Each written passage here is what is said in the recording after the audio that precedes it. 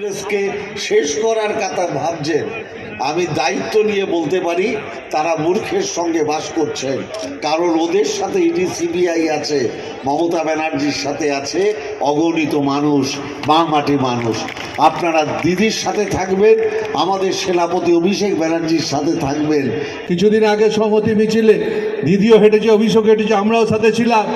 অনেকে নানারকমভাবে আজকেও পার্থ বলছিল কোথায় নাকি একটা লেখি, ওসব লেখালেখিতে বিশ্বাস করবে না, লেখালেখিতে বিশ্বাস করবে না। সব এক, তৃণমূল কংগ্রেস মানে মমতা ব্যানার্জির নেতৃত্ব, তার তলায় আমরা সবাই কাজ করছি। এখানে আমরা আলাদা কেউ কিছু না। যা নির্দেশ পার্টি থেকে দেবে সেই নির্দেশটা আমরা পালন করব, সেই নির্দেশটা মানুষের কাছে পৌঁছে দেবো। বসিরহাটের দায়িত্ব আমার উপর দিয়েছে, আমি সবাইকে নিয়ে বলেছি একসাথে মিলে কাজ করতে হবে, একসাথে মিলে চলতে হবে, সরকারের কথা মানুষের কাছে পৌঁছে দিতে হবে। সরকারের যে কাজ আছে আমাদের, সেই কাজটা আমি সবাইকে বলি, যারা নির্বাচিত প্রতিনিধি, সাধারণ যারা পৌর প্রতিনিধি আছে, নিজেদের মধ্যে ঝগড়াটি বন্ধ করুন, মানুষের সাথে কাজ করুন, মানুষেরকে কথা শুনুন, মানুষের বিশ্বাস মানুষের উপর রাখুন।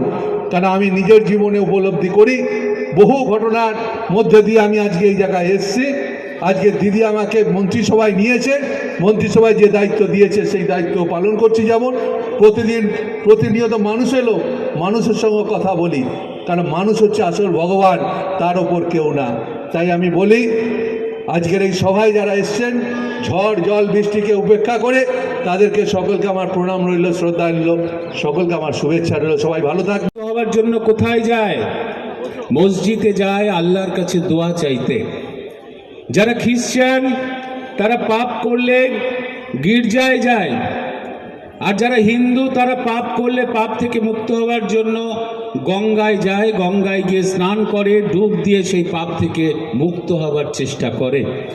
আমি বলবো যে বিজেপি লাগাতার প্রতিদিন মমতা বন্দ্যোপাধ্যায় এবং আমাদের সরকারের নামে কুৎসা করে, অপপ্রচার করে, মিথ্যে ছড়িয়ে যে পাপ করছেন, তৃণমূল কংগ্রেসের এই জনসমুদ্রে এসে ডুব দিয়ে সেই পাপ থেকে মুক্ত হয়ে যাবেন।